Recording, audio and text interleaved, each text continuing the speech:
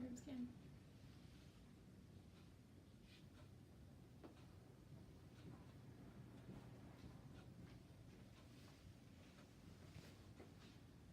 Okay. Ready? Hello, my name's Nicole. I'm going to be your student CNA today, or student nurse today.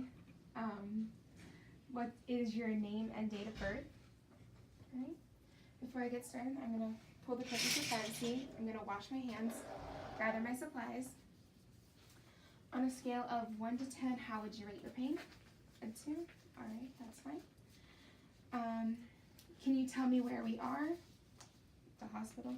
Can you tell me your name? Do you know what day it is and who's the president? All right. So we assess for the person to know place, time, and orientation. Before we begin, we're going to do a head-to-toe assessment. So I'm going to be going from head to toe. I'm going to assess your cranial nerves, your lymph nodes, your heart, your lungs, your bowel sounds, and range of motion as well as your pulses on your body. All right. Before I get started, I would assess for overall skin integrity, nutrition. I would check their body placement, and I would see if they have to go to the restroom before we begin. If they did, I would take them.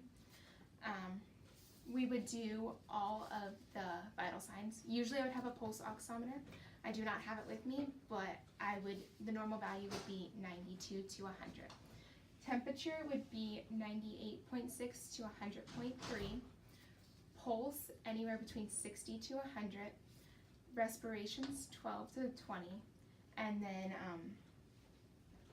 I missed one. Oh, blood pressure. It should be anywhere between 120 to 80. Alright, so I'm going to start with cranial nerves. Number 1 is olfactory. So I'm going to have the patient close their eyes and block one nostril. I'm going to take something easily identifiable like an alcohol swab. I'm going to block one nostril, have them smell it. They're going to tell me what they smelled, block the other nostril, and I'm going to grab something different like a peppermint patty and have them smell that. They're going to tell me what it is. If they can properly identify it, that's good. Number 2 is optic. So we're going to use the Snellen chart. So I'm going to stand 20 feet away and I'm going to have them read down to the lowest that they can read, and that will identify their vision. Cranial nerves 3, 4, and 6 is ocular motor, trochlear, and abducens. We're going to check for pupils. So we're going to check their pupils, equal, round, reactive to light and accommodation. And then I can also test those cranial nerves by doing the H pattern and having their eyes follow. All right. Number 5 is trigeminal. So I'm going to take a cotton swab and I'm going to press 3 different places on the face: the forehead, the cheeks, the chin, and we're going to do it on both sides. They should be able to tell me exactly where I touched and be able to pinpoint it themselves on their body. Number 7 is facial. So I'm going to have them puff out their cheeks like this, smile, or crease and wrinkle their forehead. Number 8 is acoustic. So I am going to make a sound in one ear, and we're going to use the whisper test. I'm going to whisper ABC. They're going to tell me what they heard, and then I'm going to make the sound on the other side and whisper something differently. 1, 2, 3. They're going to tell me what they heard. That is 8. 9, 10, and 12 can be tested together. That is glossopharyngeal, vagus, and hypoglossal. During that, I'm going to have them open their mouth. I'm going to check for swallowing. I'm going to elicit the gag reflex. For hypoglossal, I'm going to have them stick their tongue out and move it side to side. Also, while I'm there, I'm going to assess the mouth. So I'm going to see that the tongue is pink, the lips are pink, that there's no sores in their mouth, that everything, that there's no abnormalities, and that everything is symmetrical. All right. So, and then spinal nerve 11 is the spinal accessory. So I'm going to have them shrug their shoulders up, and then I'm going to have them move their face, and I'm going to put a slight resistance, and they're going to try and move against it on both sides. Then I'm going to assess lymph nodes. So we have pre-auricle, post-auricle, occipital, submandibular, submental. Then we have the anterior clavicle, posterior clavicle, and then the tonsils as well, and the supraclavicular right here. We're going to inspect and palpate for those. We're also going to assess the head. We're going to make sure that there's no bumps, bruises, and that the hairline is all right. I'm going to assess for any abnormalities and symmetry with the eyes and the ears. I'm going to make sure there's no mucus drainage coming from any of the ears, the eyes, the nose, the mouth. I'm assessing for symmetry and overall skin integrity, as well as making sure everything is within norms. After that, I'm going to go to heart sounds. So we're going to use the bell and the diaphragm for heart sounds. I'm going to move the shirt down because you would never do this over a shirt. I'm going to tell the patient that I am doing this.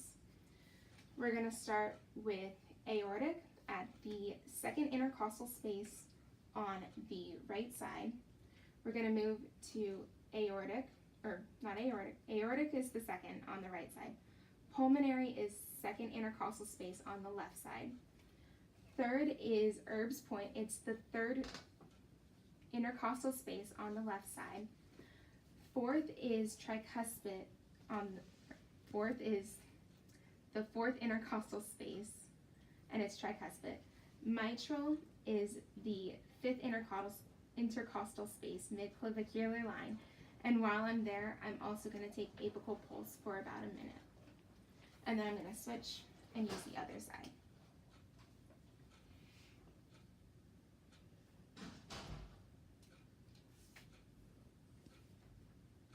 Alright.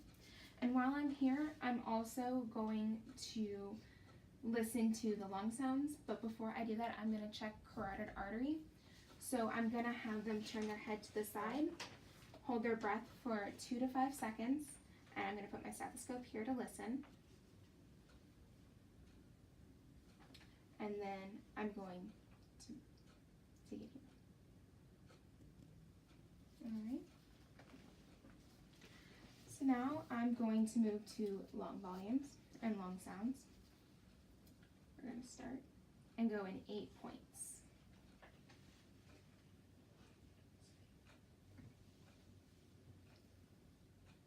I'm going to have them breathe in deep and then breathe out. And get on the sides.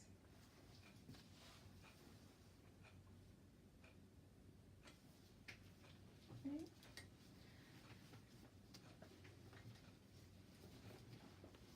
I'm going to move the patient onto their back now to do lung volumes there. I'm also going to check the skin on the back. I'm going to check for temperature, that there's skin integrity is good, that there's no moisture.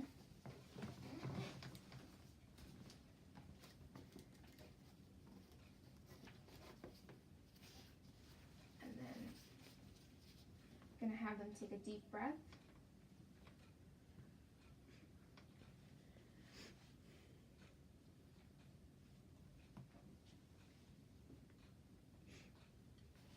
And get on the sides to listen.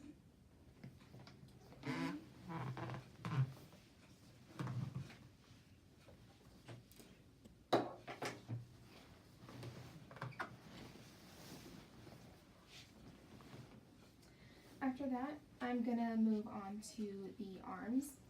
I'm going to assess temperature with the back of my hand. I'm going to check brachial pulse, radial pulse. I'm going to check for capillary refill by squeezing their hands and skin turgor, which I would also do on the chest as well. And then there's that. I'm assessing on the chest as well, since I did forget that I'm assessing for symmetry and any gross anomalies. From there, I'm going to move on to the stomach. I'm going to let the patient know that I'm going to be listening to their stomach. I'm going to feel around a little bit. So first, I'm going to listen for bowel sounds. You're going to start here. If you don't, usually you would listen for a minute. If you don't hear anything in that first minute, then you have to spend 5 minutes listening in each quadrant.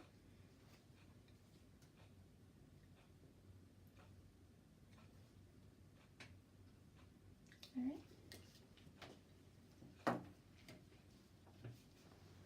And then I'm just gonna listen here. You should only hear dullness over organs.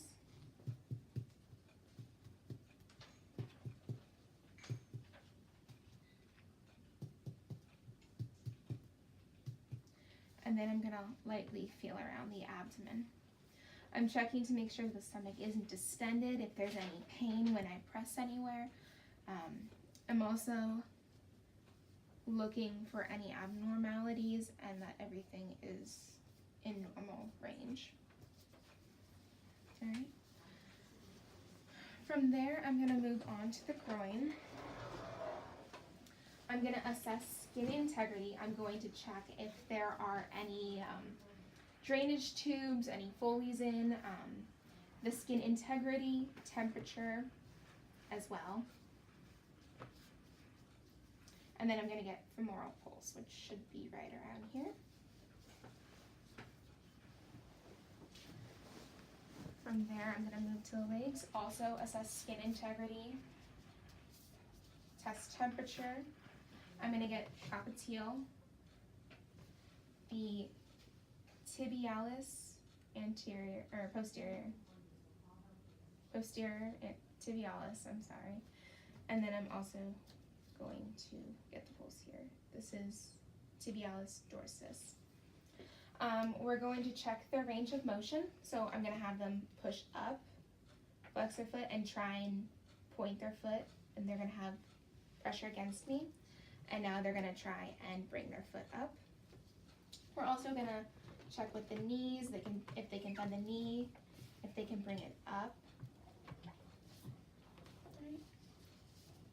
We're also going to assess to make sure that we're going to do both sides, so we're going to assess pulse for each side of the body. But for testing purposes, I'm only going to do one. After that, we can assess gait and balance through the Romberg test. I can have them walk to the front of the room and back, and then I can have them stand with their eyes closed, test their balance for about 20 seconds. If they start to sway or move, I will have them sit down. I did forget that we should do range of motion on the arm, so I'm going to have them try and squeeze my hands, bring their shoulder up and over, and also flex their elbow. Through my assessment, I would document afterwards, and I communicated effectively with my patient. I did check cap refill on both the hands and the feet. I checked skin turgor on the chest and the hands.